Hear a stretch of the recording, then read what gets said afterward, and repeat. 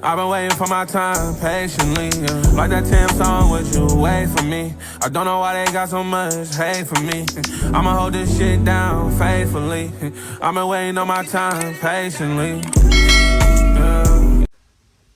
Alright, good morning, y'all. It is March 4th, 2025.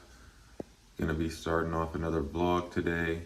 Hope you guys enjoying the channel. Hope you guys are seeing the growth in the videos step by step. Last night I had a really good conversation, and it really made me think about what I'm doing and how I'm pursuing this thing. And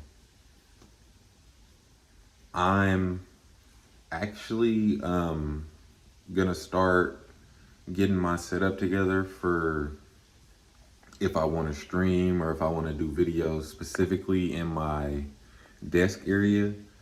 So in the next upcoming vlogs, I'll start showing you guys when everything starts coming in, because I ordered some lights. I ordered a mic for the audio pickup and everything, and then pretty much the only thing I need left is a webcam, or like a video camera for the computer, and then the actual gaming laptop to hook it up to my monitor over here. But yeah, I'm continuing to try to stay consistent on the vlogs. I mean, I know last week I only posted 2 videos, but this week I'm gonna try to post today, Wednesday, Thursday, and Friday. I'm gonna try to do a vlog for the weekend if I end up doing anything, but this week is completely gonna be dedicated to the gym, work, and figuring out how to grow my channel. So if you guys could like, comment, subscribe, share the channel with your friends, put it out there, tell everybody that we out here growing our channel. And if you enjoy the content, if you think that I should start doing other content, you can drop a comment below, or you can follow me on Instagram. Those will also be dropped at the end of the video, or my Twitter. And I just want to say again, I appreciate you guys for rocking with me this far into the journey. Usually this is where things start to get a little rocky, where subscribers start to fall off and views start to fall off. So I appreciate you guys for continuing to join me on this journey and watch, subscribe, like, and share. And I'll get back to you guys later. I'm about to go get ready for work. And once I get there, I'll hit you guys with a little, almost not an intro, but what I'm gonna be doing in the vlog today. I'm gonna let you guys know once I actually get to work. Just gonna go shower now, get dressed, and then I'll get back at you guys. Appreciate it. I can sell it, get it in, get it off, like you're undressing. Yes, Lord, drop it on the scale, drop it on the scale. Yes, Lord, you serving my clientele, and I know I'm going down the road if my clientele. $5 white tee, pockets full of paperwork, cause hell no. You gon' get a sale soon as he hit his sale, dog. Couple people didn't do me right, but it's all cool. Twin keep a cake in the 9, he serving dog food. See, what you do to see your family belly's off? I don't really trust much, cause everybody's selfish. If I had a plug on the dog, I would sell fish. No clown shit, throw it to me, I can sell it. Get it in, get it off, like you're undressing. Yes, Lord, drop it on the scale, drop it on the scale. Hit the road, set sail to make it sell. I'm in the service and serving my clientele, and I know I'm going down the road if my clientele. I like soul food, I like hippies, honey hot, collard green from out the pot, exotic weed, we call it Zai. All I know is hustle, I can sell you something to get you high. Walk inside the store and buy, cause I was just barely getting by. My heart's gone, I'm out the door, I'm screaming so long. You'll be amazing out here, bro. I ain't gonna lie.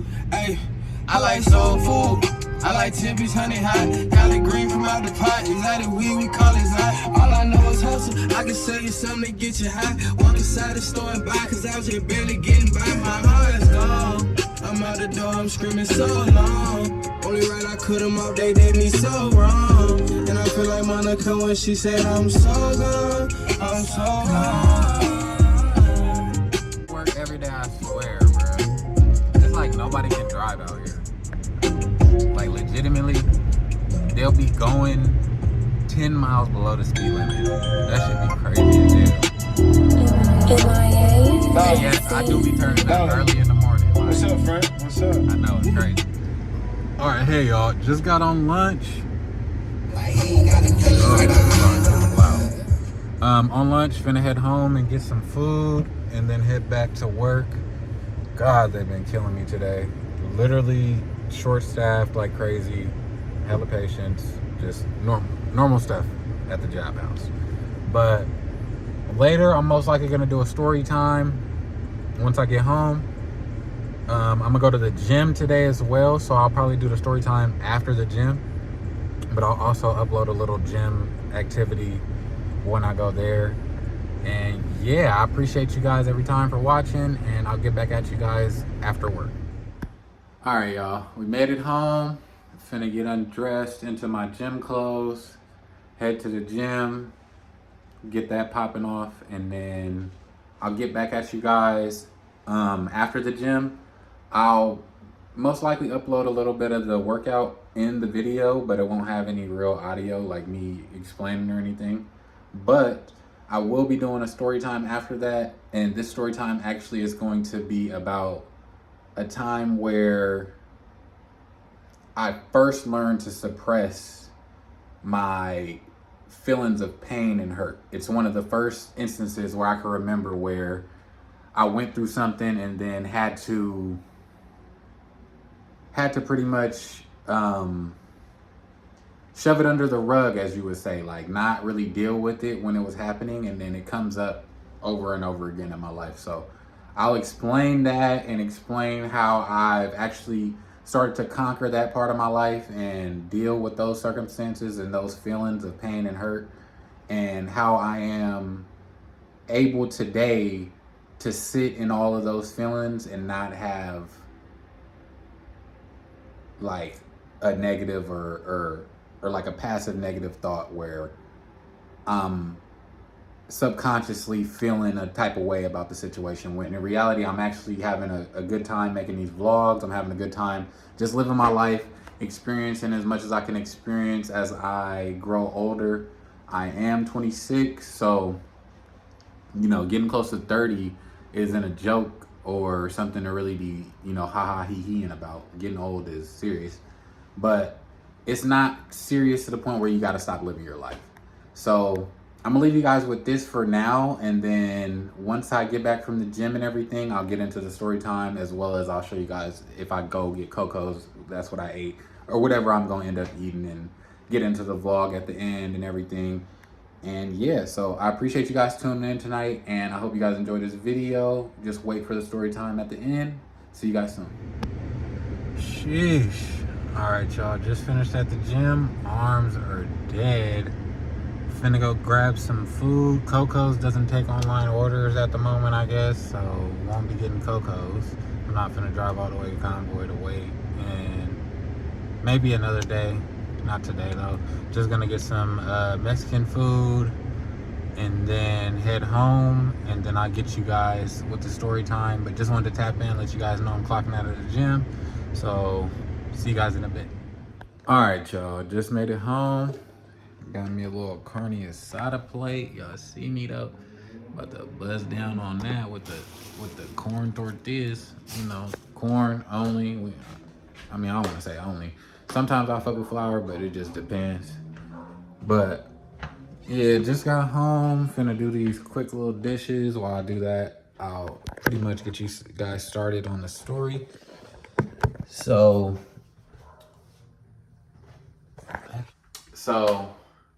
your boy was telling y'all last time when I was telling y'all about how I met Kev that I was cool with this dude named Malik and his older brother Richard. Like how we was super cool. They used to come and hang out with me, but Kev dad was pretty much like against them because they was kind of like hood kids or whatever.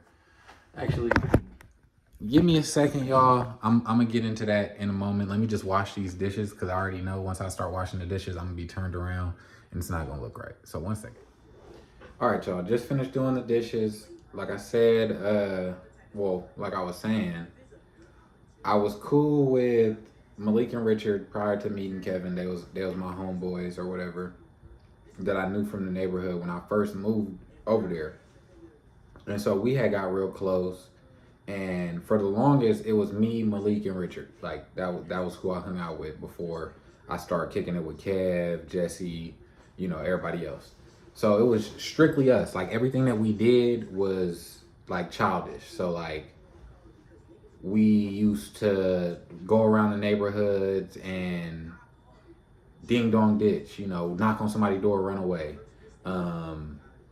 Sometimes we would go into the not really break into the school, but jump the gate into the school while it was locked and just play like in the school, like play tag and shit with hella other people, do stuff like that. And so we was pretty close. Like I would say at that time these was like my best friends. I was calling them brother and all that. Like this they was like family. They're still like family. Like I don't want it to get twisted or misconstrued. Like I mess with Malik, I mess with his sister Brianna, I mess with his mom Felicia, I mess with all of them. Like those are still my people. I love them to death, and it'll never change. So when we was younger, like during the summer sometimes, they would go, Malik and Richard, they would both go to a family friend's in Chico, which is probably like an hour or two outside of Sac, maybe even a little less. I don't really recall because I ain't been in Chico in so long, so I don't really be knowing the distance at this time.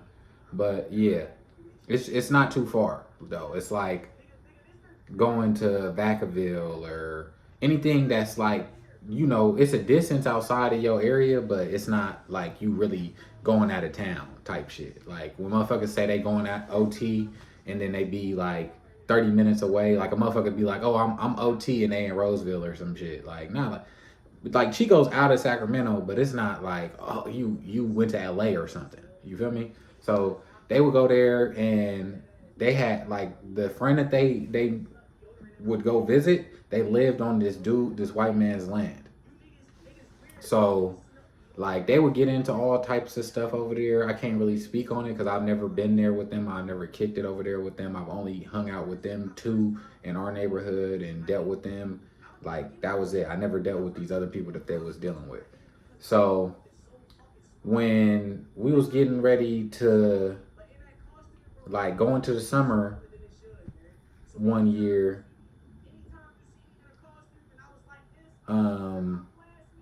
what happened? Sorry, y'all. Kev had just texted me, and I was like, I was trying to read what he said. But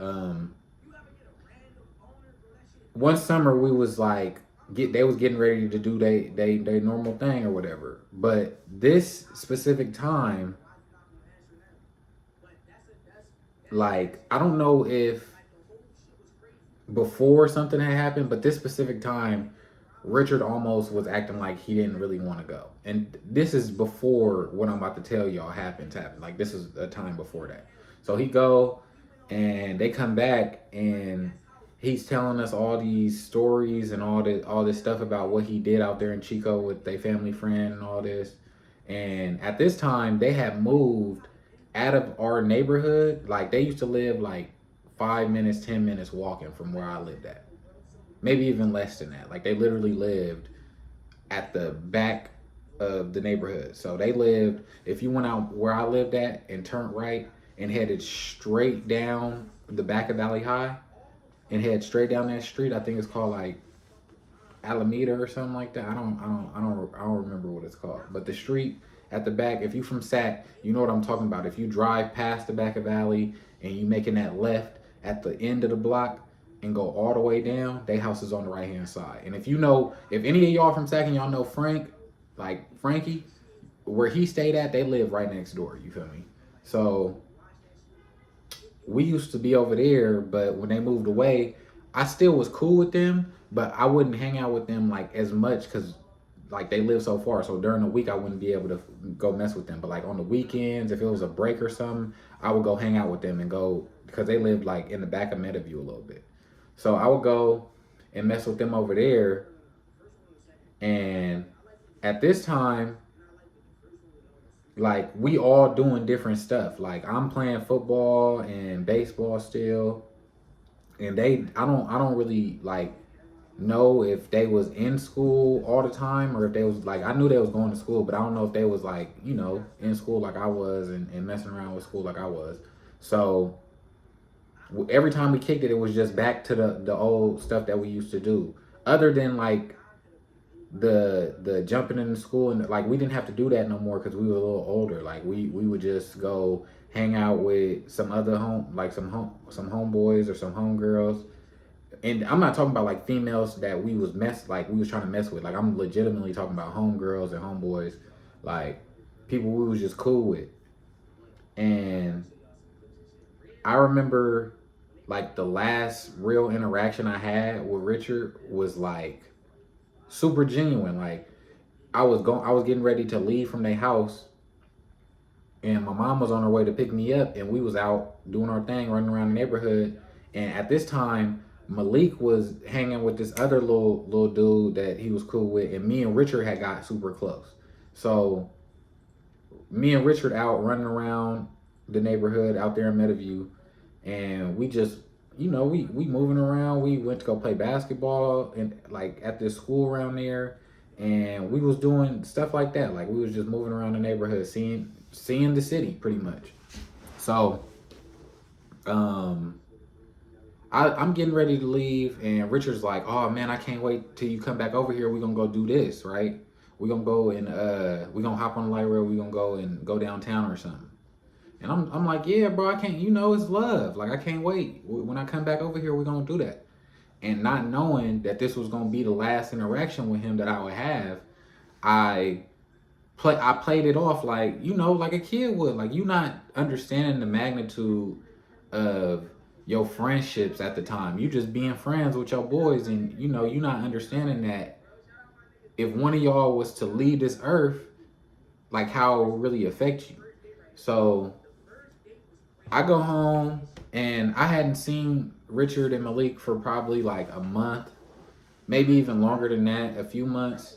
And randomly, I think his mom or his sister had reached out to my mom and was telling her that Richard had died. And at the time, I didn't know like what had happened. Like I didn't know the full story. I just knew that Richard was dead, and it had hurt me. Like I was sad about it. So we end up going, and I end up finding out what happened like before we go to the funeral and stuff. But we end up going to the funeral, and I was having this conversation with a friend yesterday. I was like, when I went to the funeral, it didn't feel like, you know, when you lose somebody, as like, maybe if you my age now, you can understand it. But when you lose somebody now, it's like it hits you. Like it hits you for real. Like you'll be sad. You might even cry and break down. And it'll affect your whole mood for a while. But as a kid, I just wanted to get out of the church that we was at doing the funeral. Like I just didn't want to be there. Like I was like, this like why am I here? Like what am I doing? Like I almost was trying to make it seem like I wasn't as close to Richard as I really was, because I was super close with bro. Like I remember when we were young, probably like I had to be like 10, 11 years old, maybe even younger than that. We out mowing lawns and stuff, and Richard takes me and his little brother out so we can mow lawns, get a little money, and we'll go to yard sales. And he bought me this Biggie Smalls Tupac shirt. Like it had Biggie Smalls on this side, Tupac on this side, and it had like, I forgot what it said on the bottom. It had to say like Thug Life or something on the bottom, and then Notorious B.I.G. on the top. It was a clean shirt though. Like when he seen it, he was like, "Oh, that's hard. We should get that." Like so we could all wear it, because at that time we was all wearing each other's clothes and all. Like that's the type of vibe that's how close we was. So I was like, "Yeah, bro, we should get it. We should get it." And then there was these Fat Albert jeans that they like, so they got them too. And like that's just the type of person he was. Like he was genuine.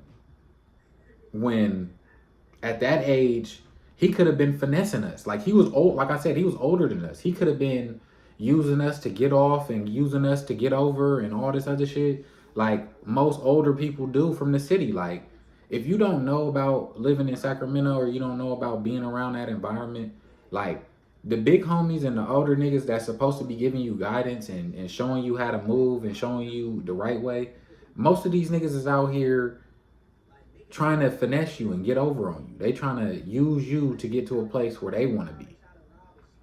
So I was very,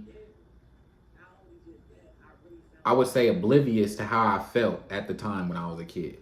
But later on, when I start thinking about it, because this happened when I was a kid. Like when I tell you I was a kid, I'm talking about I'm still in little league baseball, like shit like that. Like I'm still doing kid stuff. Like I still sucked my thumb at the time.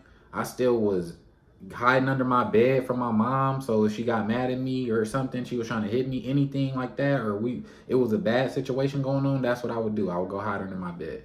So we leave, and at the funeral I cried a little bit, but I didn't really break down. Like I didn't boo-hoo and do all the theatrics at the funeral because I was hurt, but I was still, like I said, I was still in that mindset.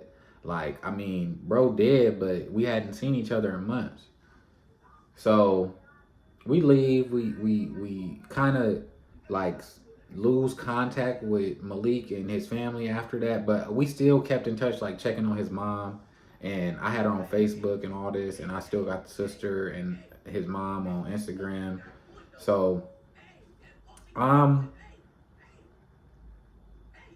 still processing how the situation was, like how it was fed to me, because when I first heard about Richard dying, it was just like I said, it was just, oh, Richard's dead. Like we gonna go to the funeral, we're gonna pay our respects, this and that.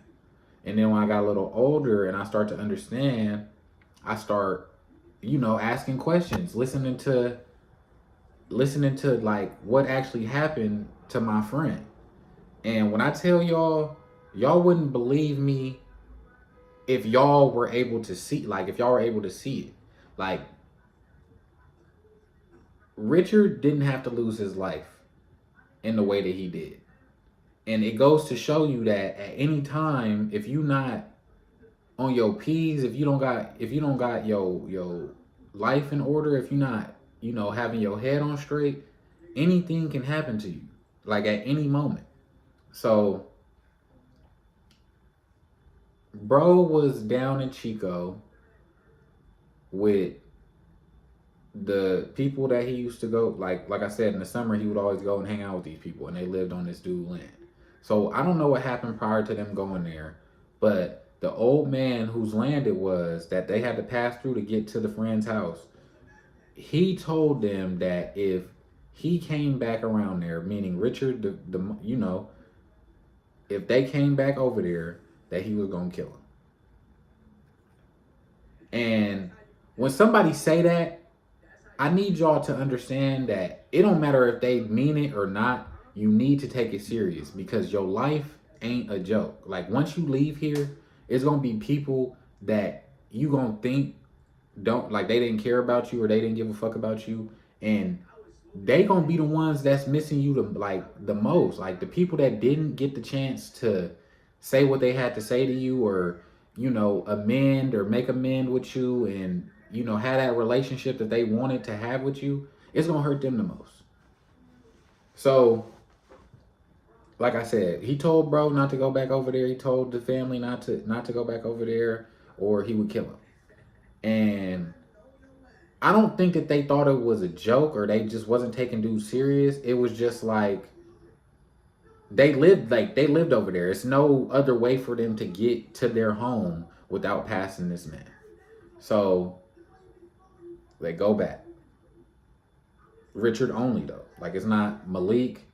It's not both. Like it's literally just Richard. So Richard goes with the friend and the friend's parent, and they are driving past the man's house. And as they're driving by, the man comes out and begins to shoot at the car.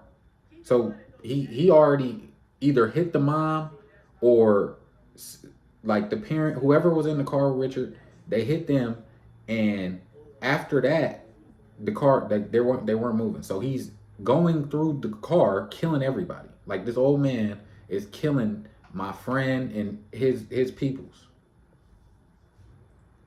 Not only does he kill them though, he kills them, burns and buries their bodies on his land. Now,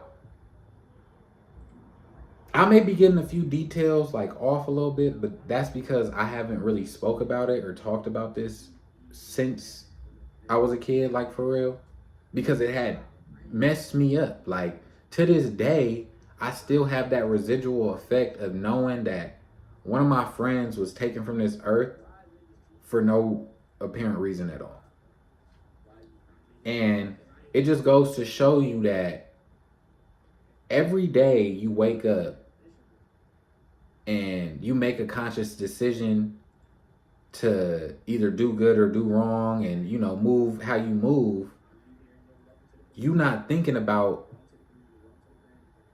all those people that care, like that be worried about you or care about you, like your mom, your friends. Like I could even attest to it. Like I've gone through life for so long not really caring, and not to say that I didn't care, but like not really thinking like ahead. Like what if I go to do this and it go wrong and I get hurt or I get harmed or I go to jail or something bad happens, and the people that care about me most have to deal with it.